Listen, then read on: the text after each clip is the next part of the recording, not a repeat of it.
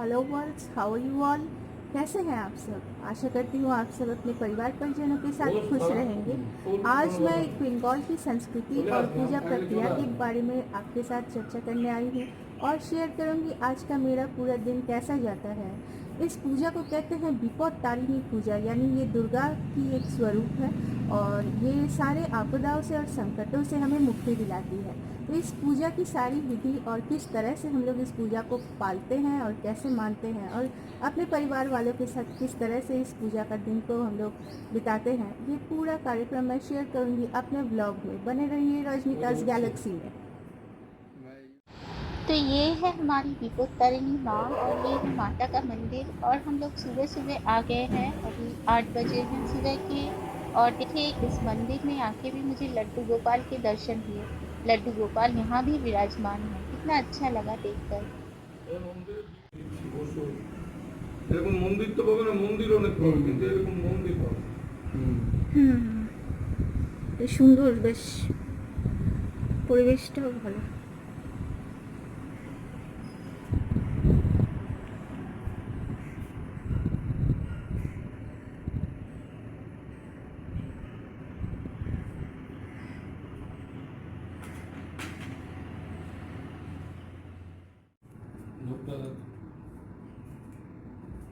দুবার উপরে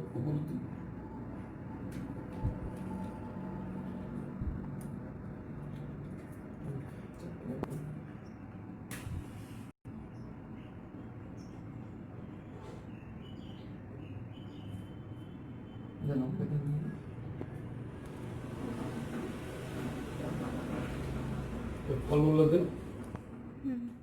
দুপ সহিতং গণেশায় নমঃ, দীপ সহিতং গণেশায় নমঃ, গন্ধ পুষ্পং গণেশায় নমঃ, মিষ্টান্ন নৈবেদ্যং গণেশায় নমঃ, পানার্থং গণেশায় নমঃ, आत्मनियम गणेशाय नमः, क्रोधात्मनियम गणेशाय नमः।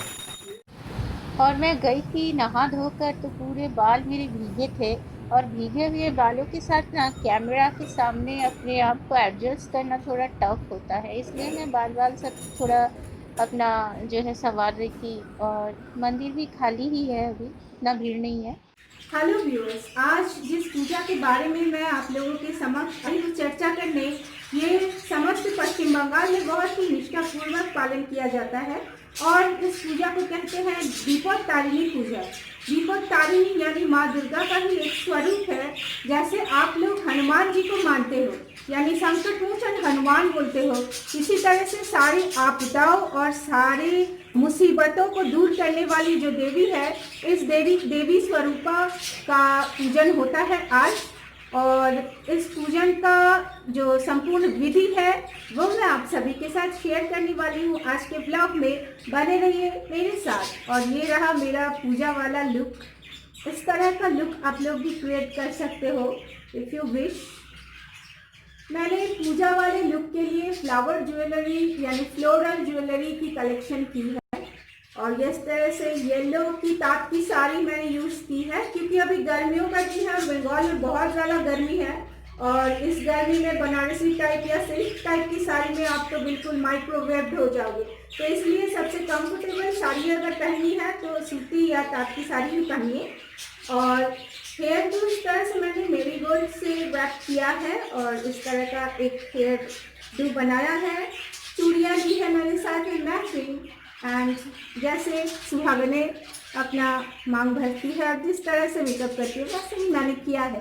बताना ज़रूर मैं कैसी लग रही हूँ। बंगाल के सबसे कठिनतम व्रतों में से ये एक व्रत है, विपद तारिणी व्रत। और विपद तारिणी यानी जो संकट को तरण करती है, यानी सारे संकटों को मिटा देती है, वो देवी है माँ दुर्गा। और माँ दुर्गा के इस देवी रूप के पूजन को सारी शादीशुदा औरतें करती है। और इस व्रत के पालन करने से ये भी माना जाता है पौराणिक दिनों से ही कि जो शादीशुदा औरत इस व्रत को पालन करती है निष्ठा के साथ, वो कभी भी वैधव्य का सामना नहीं करती और वो सुहागन भी ऊपर जाती है और अपने पति को सारी दुर्घटनाओं से वो मुक्ति दिलाती है और उसके पति का कभी भी मृत्यु नहीं होती है, यही मान्यता मानी जाती है। विपत्तारिणी पूजा जो है ये औरतें करती है और बहुत कठिनतम व्रतों में से ये एक व्रत है। इस व्रत के नियमावली के बारे में अगर मैं बात करती हूँ तो बहुत कठिन नियम है इसके। जैसे जिस दिन व्रत होगा, ये व्रत जब से रथ यात्रा शुरू होती है तब से ही इसकी तैयारियां शुरू हो जाती है। रथ यात्रा शुरू होने के बाद ये व्रत जो है शुरू होता है और 2 दिन होते हैं, या तो शनिवार या मंगलवार। 2 दिन में से किसी एक दिन में ये व्रत पालन कर सकती है जो व्रती है वो। और जिस दिन व्रत पालन करना है उससे पूर्व यानी पहले वाले दिन में उसको पूरी तरह से शाकाहारी भोजन करना है, यानी पूरी तरह से वेज खाना है। शास्त्रों में ऐसा कहा गया है कि जो व्रती होगी, विपत्तारिणी पूजा जो करेगी, जो शादीशुदा औरत होगी, उसको व्रत करने के पूर्व दिन से यानी पहले दिन से, अगर मंगलवार को व्रत किया जा रहा है तो सोमवार से ही उसे बिल्कुल शाकाहारी यानी वेज खाना खाना है। ये शास्त्रों में उल्लेख किया गया है पूर्वेदु निरामशम, यानी उस दिन व्रती को बिल्कुल भी शाकाहारी भोजन लेना है। और जिस दिन व्रत होगा उस दिन 13 फल लेने होंगे, अलग अलग प्रकार के 13 फल यानी 13 काइंड्स ऑफ फ्रूट्स। 13 फल लेने होंगे अलग अलग प्रकार के, 13 फूल लेने होंगे अलग अलग प्रकार के, मिष्टान लेना होगा और माता को पूजा अर्पण करने के लिए सुहागन की जो चीज़ें होती है, जैसे हम लोग बंगाल में पहनते हैं शाखा पौला, ये वाला, और एक लोहे की कड़ा जो है उसको पहना जाता है, सुहागन की निशानी होती है। सिंदूर, आलता बोलते हैं हम लोग, पैर में लगाया जाता है रेड कलर का। ये सारी चीज़ें जो है पूजन विधि के दौरान माता को अर्पित किया जाता है। एक और महत्वपूर्ण बात यह है कि जो व्रती होगी उसको पूजा करने के पहले दिन यानी जिस दिन वो वेज खाना खा रही है उस दिन उसको अक्खा वाला साबुत जो मूंग की दाल है बिल्कुल अपने वस्त्र भिगोकर, नहाकर भीगे हुए वस्त्र में आकर शुद्ध मन के साथ साबुत मूंग की दाल को भिगोना है, और वो भी बिल्कुल स्वपुष्पनिक रेशियो में। ऐसे नहीं भिगोना है कि बहुत सारा पानी दे दिया, ऐसा नहीं, बिल्कुल सही पानी के साथ मूंग की दाल को भिगोना है और उस भिगोए हुए दाल को रख देना है रात भर, और वो जब अंकुरित हो जाएगा तो उसके 13 अलग अलग जो है तो साबुत मूंग की दाल जो हरी वाली दाल होती है उसको 13 अलग अलग भागों में विभाजित करके माता को दिया जाता है।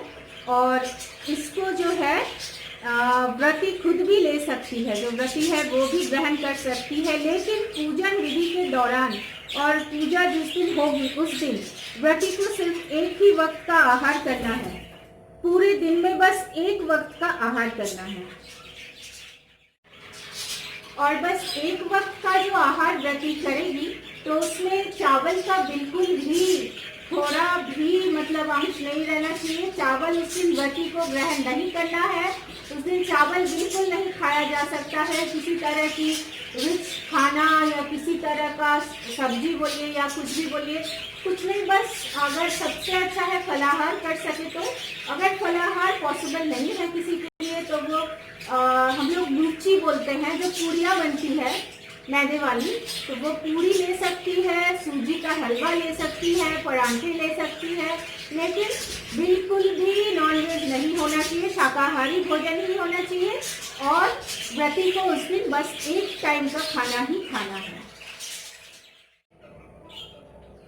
और सबसे बड़ी बात ये है कि संकट से जो सारी विपदाओं से जो मुक्ति दिलाती है माता, तो इसके लिए एक कलावा बांधा जाता है, एक लाल रंग की डोर होती है।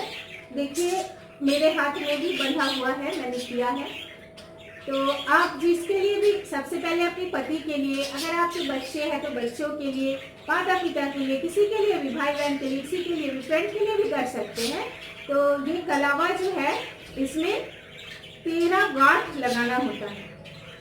इस लाल कलावे में 13 गांठ पड़ेंगे और इसमें दूर्वा जो घास रहती है, दूर्वा की घास की 7 जो पत्तियां हैं उसको बांटकर और 7 पत्तियों को जोड़कर उसके बाद कलावे को लड़कियां लेफ्ट हैंड में और लड़के राइट हैंड में धारण करते हैं। इसको अगर 1 साल से धारण किया जाए तो सबसे अच्छा है, कुछ दिन 1 हफ्ते के लिए धारण किया जाए तो भी चलेगा। और जिनका मतलब पेशेंस कम है, धैर्य की कमी है जिनमें, वो लोग बस 3-4 दिन तक धारण करते हैं, लेकिन साल भर अगर धारण किया जाए तो सबसे अच्छा रहेगा, बेहतरीन होगा। और विपत्तारिणी माँ जो है वो माँ दुर्गा, काली मंदिर में भी हम लोग जाते हैं पूजा करने, माँ दुर्गा का आशीर्वाद लेने, क्योंकि दुर्गा और काली के रूप में जो है बहुत ही सिमिलैरिटी और बहुत ही एक ही देवी के अलग अलग 2 रूप है, बहुत ही समानता मिली है। तो इसलिए काली माता के मंदिर में भी ये पूजन विधि जो है समापन की जा सकती है।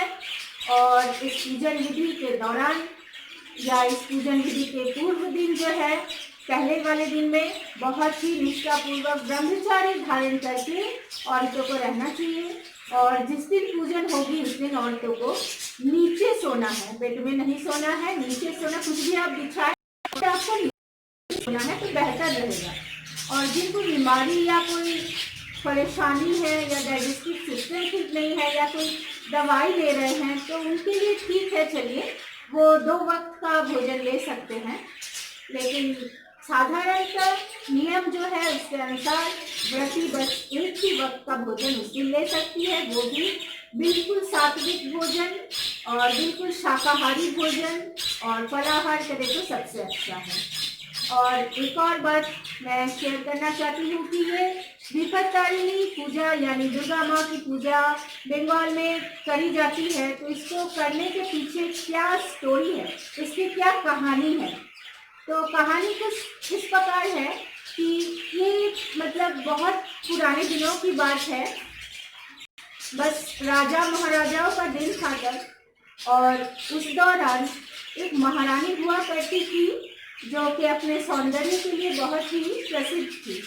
तो उन्होंने एक दिन क्या किया, उनके शायद दिमाग में कुछ गलत सलत हुआ होगा या मति भ्रष्ट हुई होगी, तो मति भ्रष्ट के कारण वो जो है भटक गई थी महारानी। और वो चर्मकार जो होते हैं, मतलब जो लोग चमड़े का काम करते हैं, चर्मकार की पत्नी के साथ मिलकर उन्होंने गौमांस को अपने घर में लेकर उसको ग्रहण करने का सोचा और वो राजमहल में गौमांस को लेकर आई। चर्मकार जो लोग होते मतलब जो लकड़ी का काम करते उनके लिए ये स्वाभाविक था उन दिनों कि हाँ हम लोग तो गौमांस खाते हैं, हमारे लिए कुछ नहीं। लेकिन राजा की पत्नी महारानी के लिए ये बहुत दंडनीय अपराधजनक स्थिति थी, और राजा को अगर पता चला तो उनकी प्राणों की बलिदान भी राजा दे सकते थे, क्योंकि राजा बहुत ही तेजस्वी और गुस्से वाले थे। तो उन्होंने जब अपने राजमहल में गौमांस को लेकर फिर ग्रहण करने की सोची, तब अचानक से उनकी मति वापस आई और उन्हें लगा कि मैंने बहुत बड़ा पाप किया है, तो इस पाप से मुझे कैसे निजात मिलेगी, कैसे मुक्ति मिलेगी, इस पाप का खंडन कैसे होगा। तब किसी ने उनको बताया कि आप माँ विपत्तारिणी का पूजा कीजिए, उनकी पूजा से ही आपको इस महापाप से मुक्ति मिलेगी और शायद आपको बख्श दे। तब से प्रचलित है ये विपत्तारिणी माँ की पूजा, जो सारी आपदाओं से संकटों से हमें मुक्ति दिलाती है। हम लोग भी गए थे आज सुबह 8 बजे हमारे यहाँ के लोकल मंदिर में, मैंने भी ये व्रत किया है, आप लोग भी करें। और आज का जो संकटजनक परिस्थिति है, जो आज का माहौल है, अभी जो 2020 में चल रहा है, मतलब विपत्तारिणी ही एकमात्र इस संकट से, इस बला से हम लोगों को मुक्ति दिला सकती है। मैंने मंदिर में जाके माँ से मांगा कि इस बला को हटा दे। आप लोग भी प्रार्थना करें, सबकी दुआओं में शायद इतनी पॉजिटिविटी, इतनी सकारात्मक शक्ति होगी कि हमारे जीवन को और हमारे देश को और पूरे समग्र विश्व को जिसने जकड़ रखा है जिस वायरस ने, वो वायरस शायद चला भी जा सकता है हमेशा हमेशा के लिए। तो ये थी बंगाल की एक बहुत ही प्रसिद्ध पूजन विधि, माँ विपत्तारिणी पूजा। और इस पूजन विधि के बारे में मैंने आप लोगों के समक्ष बैठकर इससे अवगत करवाया ये पूजन विधि क्या है और माँ दुर्गा की पूजन है और किस तरह से की जाती है। तो ये थी आज की विपत तारिणी माँ के पूजा की अपडेट। होपफुली आप लोगों ने एंजॉय किया होगा और इन्फॉर्मेशन गैदर करने के लिए शुक्रिया। और अभी जा रहे हैं मम्मी के यहाँ, क्योंकि मम्मी पापा के लिए भी मैंने व्रत रखा है। और अभी आ चुके हैं मेरे दूसरे वाले घर में, यानी मम्मी के यहाँ। और मम्मी पापा को मैंने जो धागा है लाल रंग वाली वो बांध के जो है माता का प्रसाद दे दिया है। और मम्मी प्रसाद ले दी रहेगी और सुमन जी आराम से बैठे हैं यहाँ। और अभी दूसरे वाले घर में यानी मम्मी के यहाँ आकर थोड़ा रेस्ट ले रही हूँ, क्योंकि सुबह से बहुत कुछ करना पड़ा, इसलिए अभी थोड़ा रेस्ट का टाइम है। और ये है मेरी नई लुक, पूजा वाली look, yellow sari, floral jewellery वो भी येलो में, और हेयर डू किया है इसमें भी मैंने येलो मैरीगोल्ड के माला का यूज़ किया है। कैसा लगा मेरा ये नया लुक ज़रूर बताना। और इतनी गर्मी में साड़ी पहन के हालत ख़राब है, फिर भी आप लोगों के लिए कोशिश कर रही हूँ।